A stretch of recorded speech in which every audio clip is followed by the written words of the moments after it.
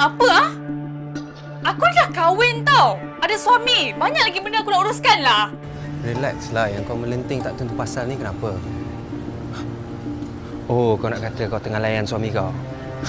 Please Amara, I know suami kau tak dekat rumah. Kau nak apa sebenarnya? Kesian suami kau. Paksa mengadu masalah rumah tangga dekat kawannya. Aku nampak dia, tapi dia tak nampak aku. Ada ke dia cakap kau ni perosak rumah tangga orang? Ketawa pula dia. Suka sangat ke orang panggil kau ni perampas? Ha? Suka? Tak adanya, bukankah benda tu memang betul pun? Kalau ikutkan plan asal pun, Mami dengan Abang Afiq suruh Dian goda Abang Riz. Lepas tu buat Amara jealous, lepas tu diorang gaduh, lepas tu cerai.